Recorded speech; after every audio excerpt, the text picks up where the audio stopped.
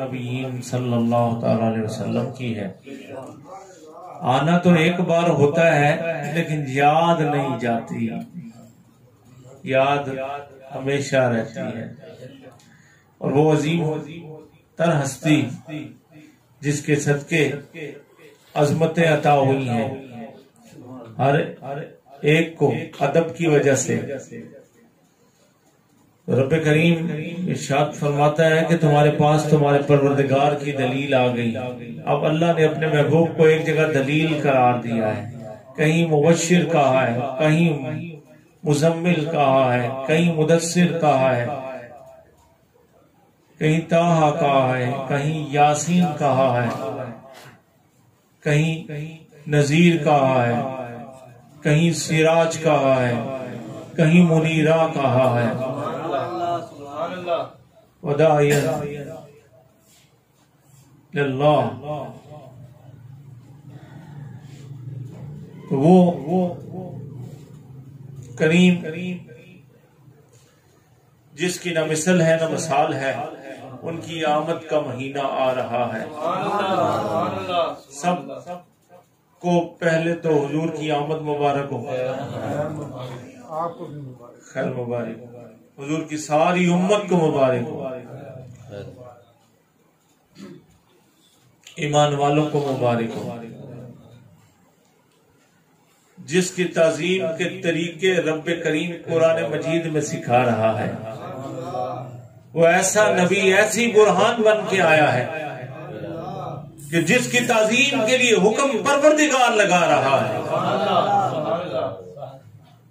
جس کی تعظیم کے طریقے قرآن مجید بتا رہا ہے، اور جس کی محبت رب اپنی محبت قرار دے رہا ہے، جس کی اتباع رب اپنی اتباع قرار دے رہا ہے، جس کی اطاعت اپنی اطاعت قرار دے رہا ہے، وہ رب جو اپنے محبوب سے محبت کو اپنی محبت قرار دے رہا ہے، ساتھ یہ بھی فرما رہا ہے قُلْ إِن كُنتُمْ تُحِبُّونَ اللَّهَ فَاتَّبِعُونِي يُحْبِبْكُمُ اللَّهُ۔ فرما دیجئے اگر تم چاہتے ہو فَاتَّبِعُونِي يُحْبِبْكُمُ اللَّهُ، اللہ تم سے محبت کرے، اللہ تمہیں چاہنے لگے، تو کیا کرنا ہے؟ فَاتَّبِعُونِي، ان کی اطاعت اتباع کرنا ہے، ان کی جنہیں رب نے برہان کہا ہے، کہیں سراج کہا ہے، کہیں خاتم النبیین کہا ہے، کہیں رحمت للعالمین کہا ہے، کہیں هو الاول والآخر والظاہر والباطن کہا ہے۔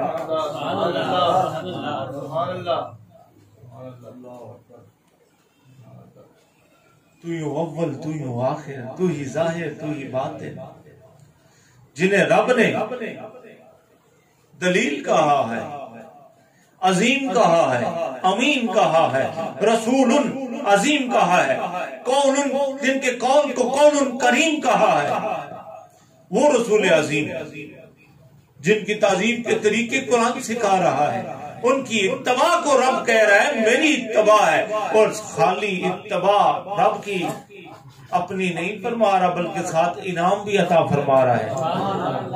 فَاتَّبِعُونِي يُحْبِبْكُمُ اللَّهُ، رب تم سے پیار کرنے لگے گا، تمہیں چاہنے لگے گا، وَيَغْفِرْ لَكُمْ ذُنُوبَكُمْ، اور پھر تمہارے گناہ بھی تم سے معاف فرما دیے جائیں گے، کہ وہ رب بہت بڑا بخشنے والا مہربان ہے۔ تو اللہ کے نبی صلی اللہ تعالی علیہ وسلم جن کی ولادت بسعادت یہ ربیع الاول شریف میں 12 ربیع الاول شریف میں ہوئی، آپ لا مکہ کے مقیم بنے، آپ لا مکہ کے مقیم بنے۔ حدیث شریف یاد آ رہی ہے کہ جن کی برابری کوئی کر نہ سکا، جن کی کوئی برابری کر نہ سکا، بعد خدا بزرگ ہوئی۔ قصہ مختصر، ان عائشہ رضی اللہ عنہ قالت نہا رسول اللہ صلی اللہ علیہ وسلم عن الوصال رحمت لهم فقالوا انك تواصل، قال انی لست كحیاتکم انی یلئمنی ربی و یسقین متفقن علیہ۔ حضرت اما عائشہ ام المومنین عائشہ رضی اللہ عنہا سے روایت ہے کہ رسول کریم صلی اللہ تعالی وسلم نے لوگوں پر شفقت کے باعث انہیں وصال کے روزے رکھنے سے منع فرمایا۔ صحابہ کرام نے عرض کیا یا رسول اللہ آپ تو وصال کے روزے رکھتے تھے۔ اللہ اکبر، آپ نے فرمایا میں تم جیسا نہیں ہوں، مجھے تو میرا رب کھلاتا بھی ہے اور پلاتا بھی ہے۔ مجھے تو میرا رب کھلاتا بھی ہے پلاتا بھی ہے۔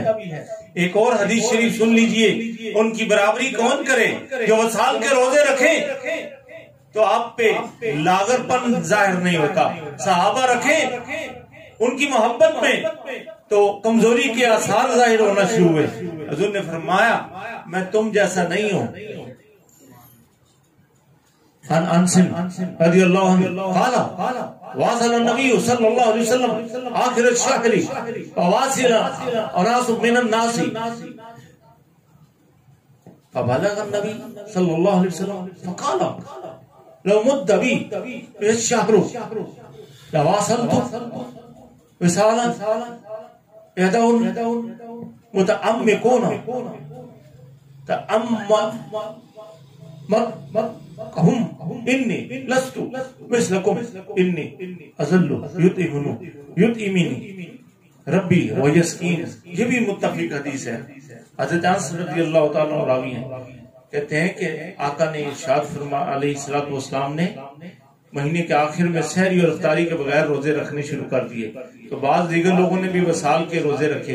حضور علیہ السلام نے جب تک یہ حضور کی بارگاہ میں جب یہ بات پہنچی تو آپ نے فرمایا اگر یہ رمضان کا مہینہ میرے لیے اور لمبا ہو جاتا تو میں مزید وصال کے روزے رکھتا، تاکہ میری برابری کرنے والے میری برابری کرنا چھوڑ دیتے۔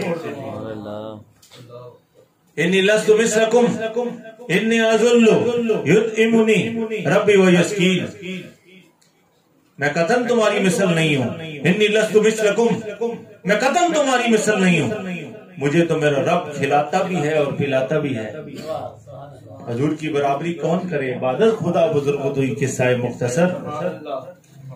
وہ کریم آقا کان ابی ہریرہ ان رسول اللہ صلی اللہ علیہ وسلم قال هل ترون قبلتی ها هنا والله ما يخفى علي خشوعكم ولا ركوعكم انی نارن کم من ورائی ظہری۔ یہ بھی متفق حدیث ہے۔ حضرت سید ابو ہریرہ رضی اللہ تعالیٰ عنہ راوی ہیں کہ امام المرسلین نے ارشاد فرمایا کیا تم یہی دیکھتے ہو کہ میرا منہ ادھر ہے؟ اللہ کی قسم فواللہ، اللہ کی قسم مجھ سے تمہارے خشوع و خضوع بھی پوشیدہ نہیں ہے،